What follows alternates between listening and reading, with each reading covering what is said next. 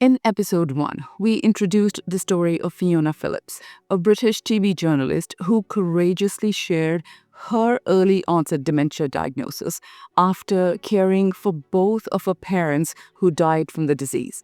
In this episode, we'll explore the differences between early and late onset dementia and why women like Fiona carry so much risk. I'm Dr. Mana, your friend and functional medicine doctor.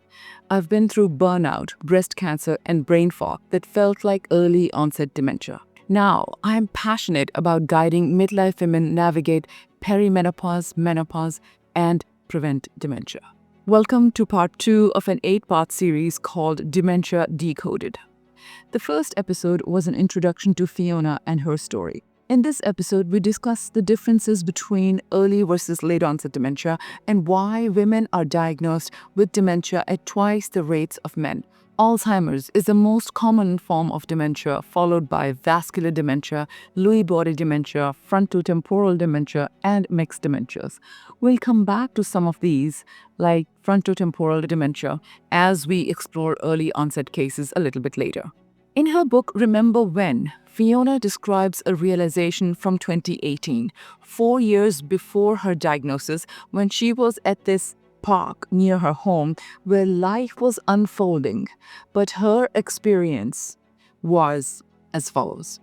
She says, "It was like looking through a double glazed window onto another world of which I had no part. It was a strange sense of disconnection, of seeing others laughing, enjoying the moment, while increasingly I felt nothing, just flat, utterly flat."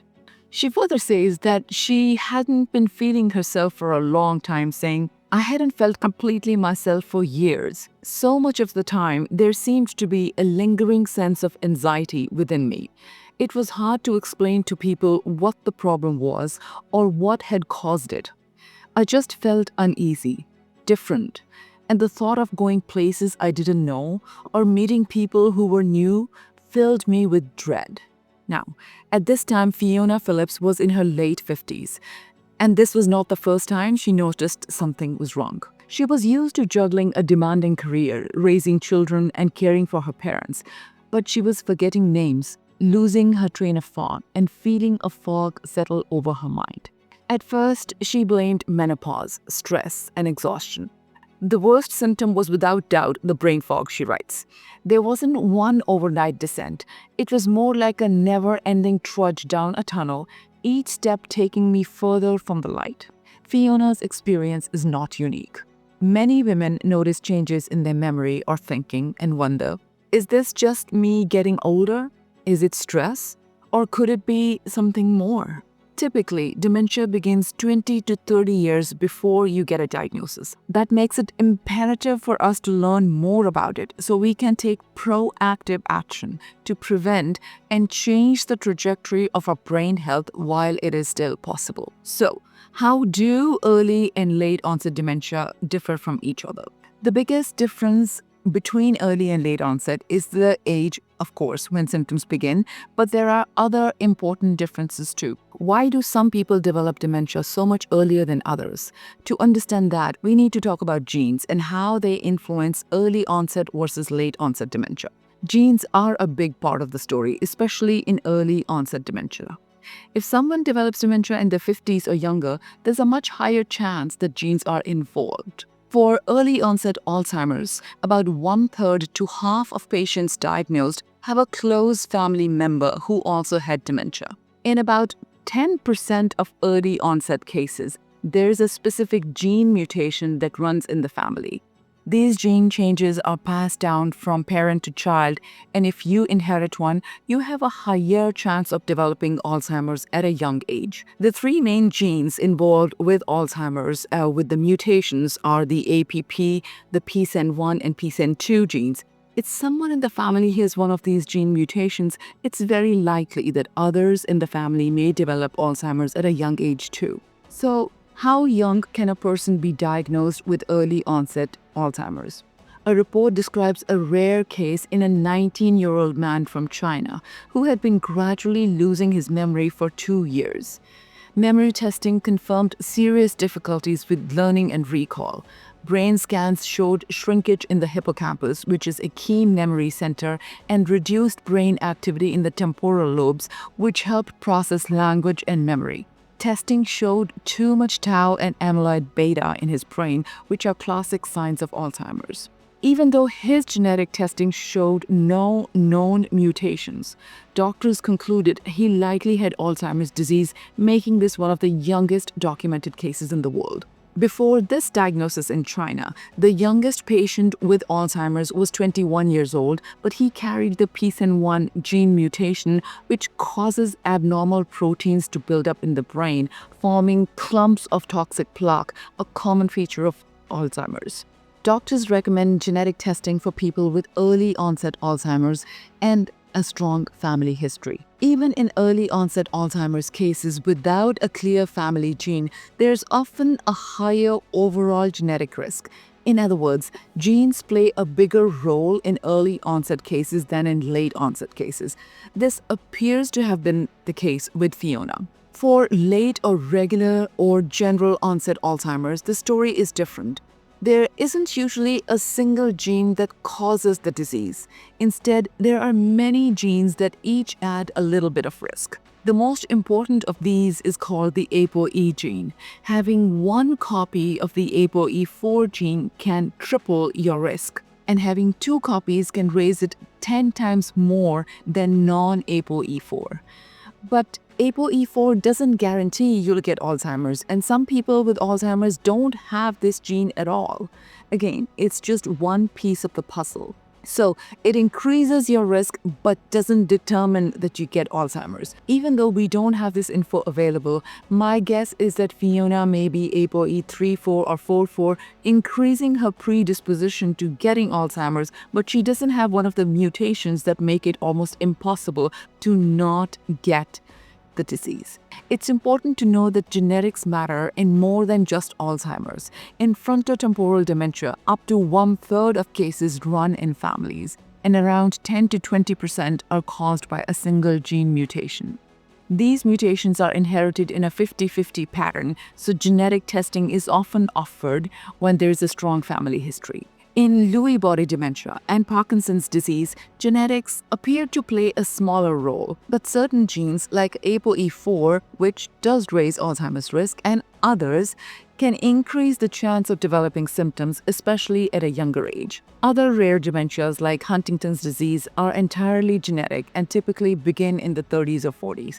And people with Down syndrome often develop Alzheimer's early due to a genetic duplication. A few rare inherited vascular conditions can also lead to early dementia. So, in summary, early-onset dementia is much more likely to be caused by genes than late-onset dementia. If someone in their 50s develops dementia, doctors will look carefully at family history and may recommend genetic testing. In older people, genes still matter, but the risk is spread out over many genes and other factors like age, lifestyle, and overall health. Now, let's talk about why women in particular need to pay attention to dementia risk. We used to think that women get dementia twice the rates of men because they live longer than men, but that theory hasn't really panned out. Age certainly is the biggest risk factor for dementia, but that's not the whole story. At this time, our best understanding is that women are more likely to develop Alzheimer's disease than men because of many factors like the loss of hormones at midlife during menopause. That's one factor. In her book, though, Fiona doesn't really tell us about the timing of her menopause, even though she considers that to be the possible cause of her symptoms. And then coming back to why women are diagnosed at twice the rates of men, other than loss of hormones at perimenopause and menopause, other causes maybe are fat to muscle distribution, are genetics, other than the ones that we already know about, and even differences in brain structure. More than likely, there are other factors that we have not yet discovered that hold the complete answer to this question. Women have a higher burden of anxiety and depression and adverse childhood events, all incidents that have the potential to change the structure of the brain for worse and become embedded as long-term vulnerability patterns in mood regulation, in memory, and neurodegeneration risk later in life. What we also know is that women are more often the caregivers for family members with dementia. This means that they face a double burden. They are more likely to develop dementia themselves, and they are more likely to care for someone else with the disease. The stress of caregiving can affect their own health, including their brain health. Finally, there is a long history of women's symptoms being ignored, missed, or misdiagnosed. For example, memory problems in women may be blamed on menopause, stress, or depression, leading to delays in diagnosis and treatment. Fiona's story is a powerful example of this. She spent years caring for her mother and father, all while raising her own children and managing her career. When she began to notice changes in herself, she wondered, menopause, stress, one of those things. In my practice, I have several women in their late 60s and early 70s that have the earliest symptoms of dementia, but if they take action even at that time, at the subjective cognitive decline stage, it can make a big difference. This stage is when the patient herself knows something is wrong, but conventional testing does not show anything out of the ordinary yet. We test their risk factors from cardiovascular and metabolic health, their toxins, the inflammation, nutrition status, and create personalized plans for each woman. Most of them are doing really well, but my advice to midlife women is to take action before even the subjective cognitive decline stage. The earlier you intervene, the better. Taking stock of your brain health in your 50s or even earlier is ideal. In episode 5 of this series on Dementia Decoded, I discuss ways to diagnose this condition, including the latest cutting-edge labs. These can show evidence of changes in the brain decades before symptoms appear. So, to conclude, we now know that dementia isn't a one-size-fits-all condition. Early-onset dementia often strikes in the prime of life, sometimes for genetic reasons, while late-onset Alzheimer's typically emerges after 65, but both are devastating. And both affect women far more than men.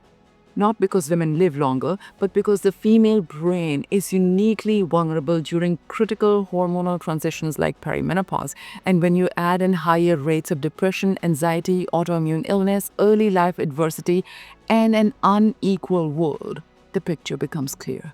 We're not just dealing with aging brains, we are dealing with overlooked, underserved women. And it's time to change that.